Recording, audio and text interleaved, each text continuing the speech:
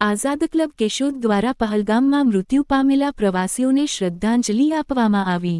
આજરોજ આઝાદ ગામના પ્રમુખ હમીરસિંહ વાળાના અધ્યક્ષ સ્થાને ટ્રસ્ટીઓ તથા આઝાદ યોજના સભ્યો દ્વારા એક મીટિંગ બોલાવવામાં આવી હતી, જેમાં સર્વપ્રથમ પહલગામમાં આતંકવાદીઓ દ્વારા નિર્દોષ પ્રવાસીઓને ટાર્ગેટ બનાવી હત્યા કરવામાં આના વિરુદ્ધમાં કેન્ડલ લાઇટ દ્વારા મૃતકોને શ્રદ્ધાંજલિ આપવામાં આવેલી હતી, તેમજ માગણી કરવામાં આવેલી હતી કે આવા આતંકવાદીઓને કડીમાં કડી સજા આપવામાં આવે અને આવી હરકત ક્યારે પણ કરવાની હિંમત ના કરે। આ તકે માનવ અધિકાર પંચના ડાયાભાઈ દેસાઈ, ભારત વિકાસ પરિષદ પ્રમુખ આરપી સોલંકી, જલારામ મંદિરના દિનેશભાઈ કાનાબાર, રાષ્ટ્રીય એવોર્ડી ભૂપેન્દ્ર જોશી વગેરે દ્વારા આ ઘટનાને વખોડી કાઢવામાં આવેલી હતી।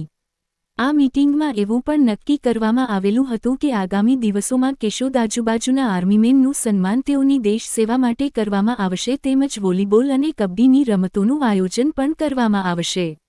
આ શ્રદ્ધાંજલિ કાર્યક્રમમાં આઝાદ ક્લબના ટ્રસ્ટી જયેશ કૌશિક, ડો પ્રેમાગ ધનેશા, ભગુભાઈ આહરા, જીતુભાઈ ધોળકિયા, દિગેન વોરા, કારોબારી સભ્યો વગેરે હાજર રહ્યા હતા।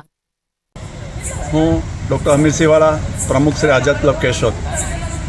આજરોજ આઝાદ ક્લબ ટ્રસ્ટીગણ અને સદસ્યોની એક મિટિંગનું આયોજન કરવામાં આવ્યું અને ખાસ કરીને પહેલગામ ખાતે આતંકવાદીઓના હુમલામાં જે અવસાન પામ્યા છે એવા દિવંગત આત્માઓને શ્રદ્ધાંજલિ અર્પણ કરવામાં આવી અને આગામી દિવસોમાં નિવૃત્ત જવાનો, ફૌજીઓનો આઝાદ ક્લબ દ્વારા એક દેશભક્તિના ગીતો સાથે એમનું એક સન્માનનું આયોજન અમે કરી રહ્યા છે।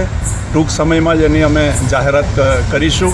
આવનાર દિવસોની અંદર એક વોલીબોલની સ્પર્ધાનું પણ આયોજન કરનાર હોય, આ બાબતે આજે મિટિંગનું આયોજન કરી અને સૌની ઉપસ્થિતિમાં દિવંગત આત્માઓને આજે શ્રદ્ધાંજલિ અર્પણ કરવામાં આવી છે।